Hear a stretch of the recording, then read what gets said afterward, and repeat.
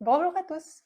Je ne sais pas si vous avez déjà remarqué, mais j'utilise une roue des couleurs quand même souvent quand je peinture pour savoir quelle couleur est complémentaire à laquelle, ça me donne un indicateur visuel. J'ai été faire des formations pour revisiter la roue des couleurs. Je vous invite donc à aller voir sa vidéo et il explique vraiment bien la théorie des couleurs. Donc, je vais m'en créer une nouvelle. Je vais commencer par tracer un rond. Donc, j'ai tracé mon cercle et maintenant, je vais le séparer en 8 sections.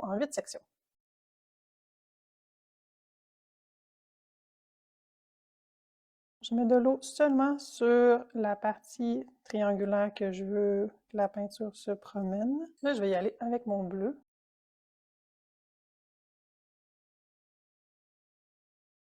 Là, ça va être important que je touche pas au bleu que je viens de faire, sinon ça va se promener l'un dans l'autre.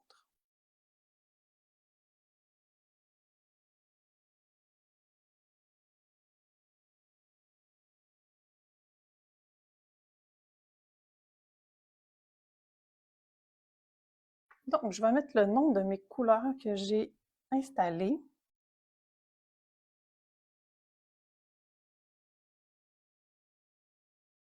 Vous n'êtes pas obligé d'avoir les mêmes couleurs que moi. Vous pouvez faire avec vos couleurs à vous, puis voir ce que ça fait. En fait, d'expérimenter avec nos couleurs, c'est vraiment une bonne idée avant de se mettre à peinturer pour savoir un peu comment ils réagissent les unes avec les autres, c'est quoi leur niveau de profondeur, si j'en mets vraiment beaucoup, si j'en mets pas beaucoup. C'est une bonne chose d'expérimenter avec vos propres couleurs. Bon, maintenant ça l'a séché. Ce que je vais faire, j'ai pensé à ça, je pense que je vais séparer mes couleurs en deux. Il y a une section où je vais superposer la couleur opposée par-dessus. Puis je vais faire la même chose. Dans le fond, je vais mettre mon rouge par-dessus mon bleu. Puis je vais mettre du bleu par-dessus mon rouge de l'autre côté. Puis je vais procéder de la même façon, fait que du plus foncé au plus pâle, puis je vais voir ce que ça va donner. Ça va me donner une bonne indication de qu'est-ce que ça va être quoi mon résultat si je mets du rouge par-dessus le bleu et si je mets du bleu par-dessus le rouge.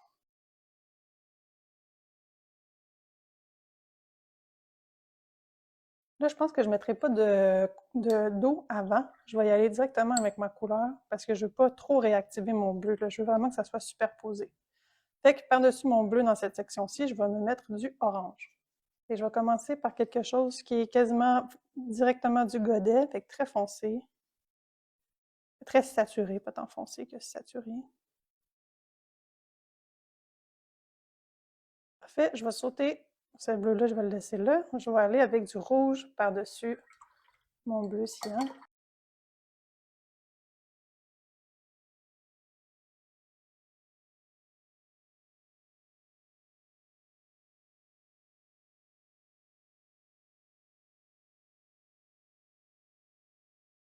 Je ne sais pas si vous avez remarqué, mais je penche mon papier un petit peu pour permettre au pigment de s'en aller dans l'angle à laquelle je mets mon papier.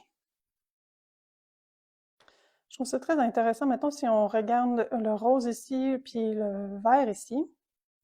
Donc, si je mets mon vert en premier, puis mon rose après, ça vient faire quelque chose de très rosé. Fait que la couleur qui est sur le dessus prend plus de place que la couleur en dessous. Ici aussi, c'est beaucoup plus vert, très saturé. Ici, mon jaune vient quand même prendre une belle place. Ici, c'est mon mauve. Fait que la couleur qui est au-dessus a plus de force que la couleur qui est en dessous. Mon orange est quand même très visible ici, malgré que c'est avec du bleu. Ici, mais mon orange est presque tout camouflé. J'ai fait les lignes noires. J'ai rajouté de la couleur à l'extérieur parce que des fois, j'étais un peu perdue on parlait de quelle couleur, là, j'avais de la misère à suivre les triangles. Fait que j'ai fait dépasser mes lignes un petit peu du cercle. Puis j'ai poursuivi mes couleurs à l'extérieur pour que ça soit plus facile pour moi d'utiliser cet outil-là. Là, ici, on a fait une superposition. Fait qu'on a attendu que la couleur sèche en premier avant de mettre l'autre couleur par-dessus. Je vais faire la même roue, mais de l'autre côté de mon papier. Mais cette fois-ci, je vais les mélanger, un peu comme ce que j'avais fait ici. J'avais commencé avec du jaune, puis proche du centre, j'avais déjà mis du mauve pour venir le mélanger pour voir le résultat. Et j'aimerais quand même garder cette référence-là. Donc, je vais faire cet exercice-là, mais de l'autre côté de mon papier.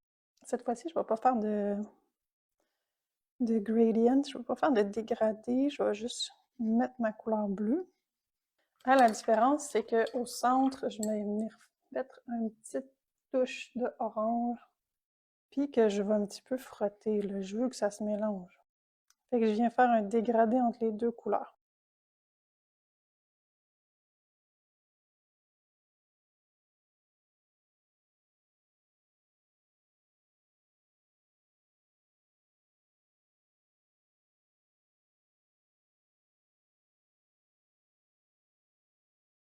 J'ai maintenant terminé, donc j'ai même passé 2 fois sur mes couleurs pour bien voir le mélange là, de couleurs. Donc, je trouve ça intéressant de voir du gris se fondre à chaque couleur. C'est des petits gris différents en même temps tout à fait colorés. Donc, c'est intéressant de faire les mélanges de couleurs à même le papier. Donc, c'est souvent ça que je fais. On peut les faire sur la palette, mais ça donne des couleurs qui sont un peu plus grises, plutôt que quand même avec des belles nuances là, de toutes sortes de teintes ici qu'on voit. Donc, j'ai ma référence. D'un côté, j'ai les mélanges de couleurs et de l'autre côté, j'ai les superpositions que j'ai faites. N'hésitez pas à vous abonner si ça vous tente.